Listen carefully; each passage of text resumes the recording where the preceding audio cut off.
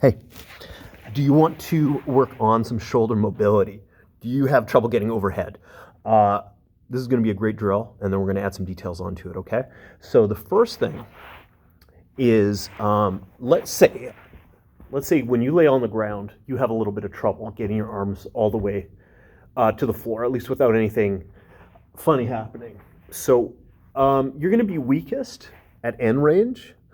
You just got the least amount of muscle. Your mechanics work the worst at end range typically. So that's not going to be a great place for strength.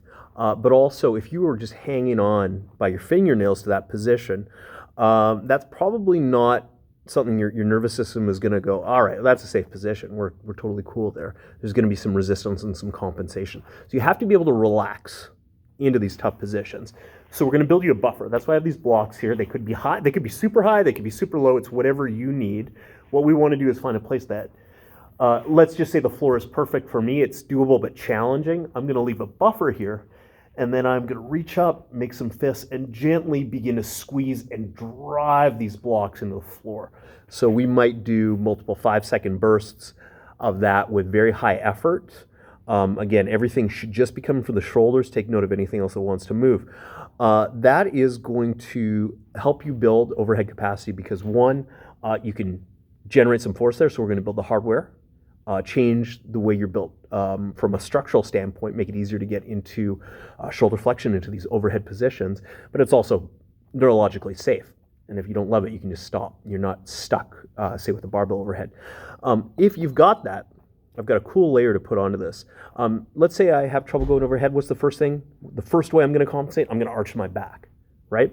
So let's say I do this on the floor. I can get here, but I don't know if you can see it with the shirt, but you know, there's some daylight popping up as we go. So now that's me moving my back. I'm hyperextending my lumbar spine to get overhead. So again, maybe not ideal. So we'd like to work on that as well. We need stiffness from the core, so we may as well coordinate and use this in the same way. So I'll go to the blocks in this case. Now I'm going to crunch.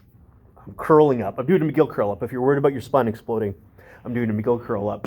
I'm just bringing some weight, or pardon me, some tension here, and you'll notice what that does to my overhead position. So I lose a lot.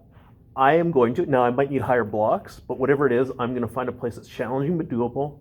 And I'm going to, again, drive force into the ground. I'm going to crush the blocks from this position. So now we're training a specific type of coordination. We're training the front of the core, your rectus abdominis, your abs, your six-pack, whatever you want to call it, to create stability.